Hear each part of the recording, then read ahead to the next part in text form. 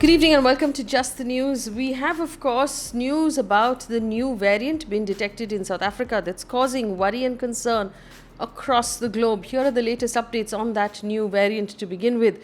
Now, this variant, like we told you yesterday, is being called B11529, detected in South Africa. It's been given the name NU. NU. This is the new variant. It has apparently caused concern across the globe because of the high number of mutations in its spike protein, which plays a key role in the virus's entry into cells in the body.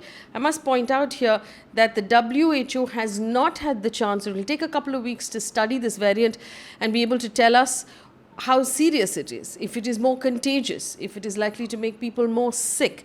Also, what its reaction will be as far as our established vaccines are concerned. So all of that information we're still waiting on, but countries across the globe are becoming very cautious.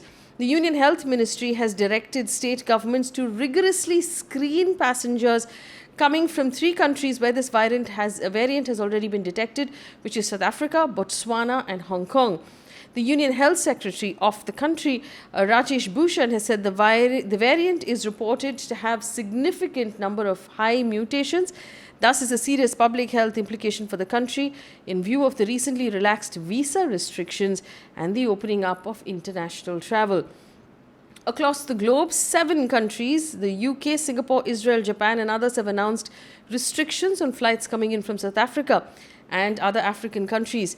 EU is proposing to ban flights from the region across the whole bloc. The World Health Organization has said it will take a few weeks, like I told you, to understand the impact of the new variant as scientists work to find out how transmissible it is. In the meantime, news that's already coming in from across the world says that in Japan, the border controls have been tightened and they're not allowing flights in from Africa.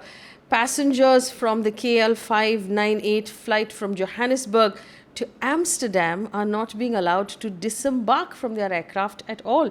So quite serious reactions really coming in from across the world. And remember, we've been telling you now for several months, in fact, that while first world countries have managed very high levels of vaccination and now giving booster shots, the continent of Africa has not received enough shots to begin with, and so is very under-vaccinated or under-protected when it comes to COVID. And now if there is a new variant, there'll be concerns about the fact that the world has not done enough to protect the citizens of the globe in Africa.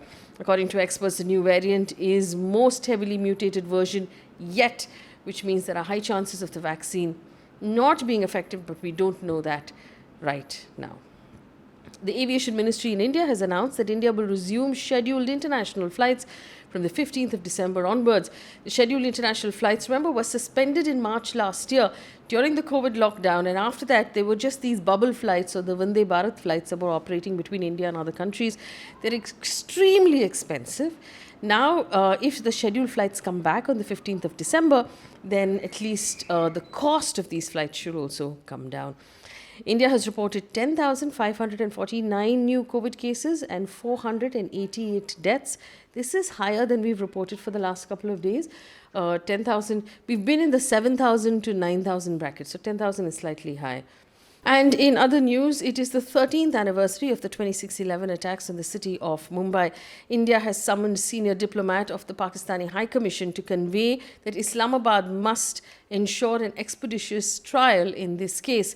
In its statement, the Ministry of External Affairs of India has said, and I quote, "It is a matter of deep anguish that even after 13 years of this heinous terror attack, the families of the 166 victims from 15 countries across the globe still await closure, with Pakistan showing little sincerity in bringing the perpetrators to justice." The Ministry of External Affairs also asserted that the terror attack was planned, executed and launched from Pakistani territory. It said, and I quote, "We once again call on the government of Pakistan to give up double standards and to expeditiously bring the perpetrators of the horrific attack to justice," end quote. We remember the heroes and those who were lost in the 26/11 attack on the city of Mumbai. It's been exactly 1 year since farmers began protesting at the borders of Delhi against the centre's 3 farm laws. The Bharatiya Kisan Union leader Rakesh Tikait has said, and I quote, Farmers from across the country have reached campsites to celebrate the one-year anniversary of the historic protest. We thank the government for its decision to repeal the laws, but our protest will continue until there is a decision on MSP for all crops. Last week, remember, the Prime Minister announced that the 3 laws will be repealed. In Tamil Nadu, the heavy rains continue. 5 people and about 152 heads of cattle have been lost to the heavy rainfall in the last 24 hours in Tamil Nadu alone.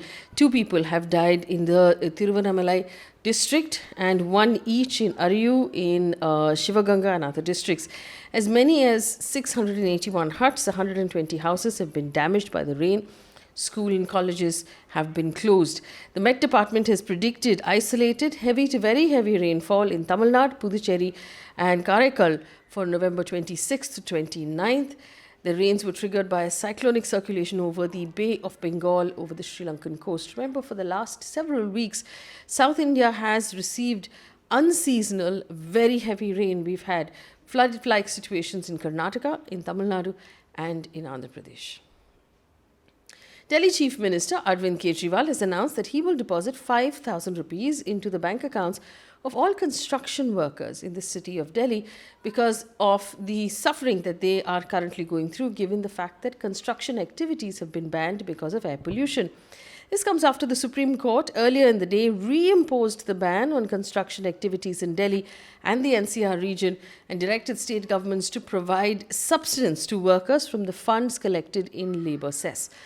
The non-polluting construction activities like plumbing work, interior decoration, electric work and carpentry are allowed for now.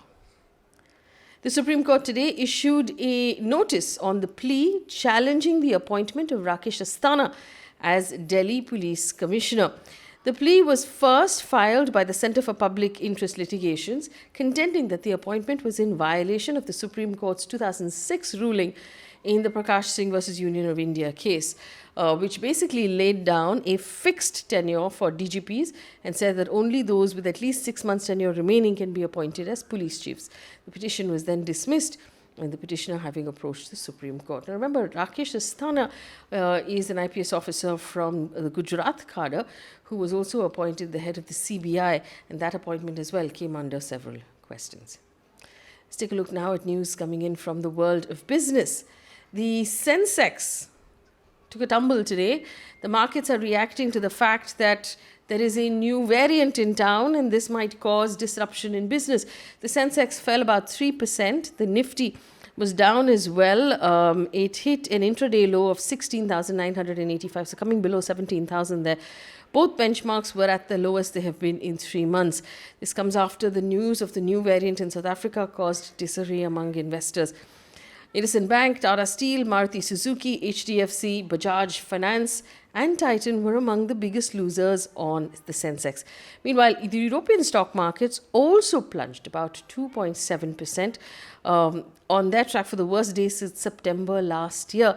So markets really taking this virus or this variant fairly seriously. We have to take a look now at the price of tomatoes. Now remember, we've talked about the price of petrol and diesel. We've talked about the price of LPG. This time, it's tomatoes.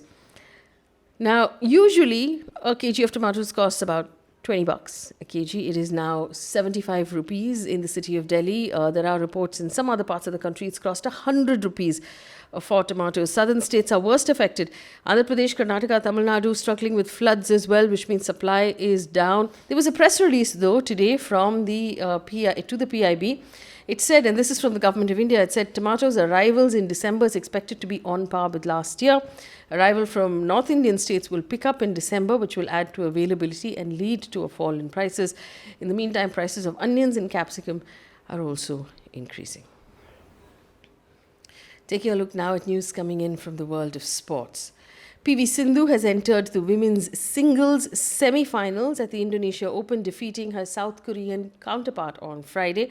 She will now face the contender from Thailand on Saturday. Meanwhile, India's Sai Praneeth will face Olympic gold medalist and Danish player Victor Axelsen in the men's singles quarterfinals. And another piece of positive news before we leave you for today. 2021 has been the year of unicorns for India. The startup industry is doing really well. Remember, a unicorn is a startup that's valued at over $1 billion. Online investment platform called Upstocks has become the 40th startup to join that league. It has received a round of funding from Tiger Global Tiger Global, and it's been valued at $3 billion. Founded in 2009, Upstocks is the 7th unicorn in this month alone. Brings us to the end of the news here. Thank you so much for tuning in and for listening. And as always, it is our pleasure to bring you the news. We're also doing a conversation on our YouTube page with experts about the new variant detected in South Africa and whether or not Indian citizens are going to need booster shots. Remember, many parts of the world are already handing out booster shots. That conversation is on our YouTube page. Take a look at it. Thank you for watching. Good night.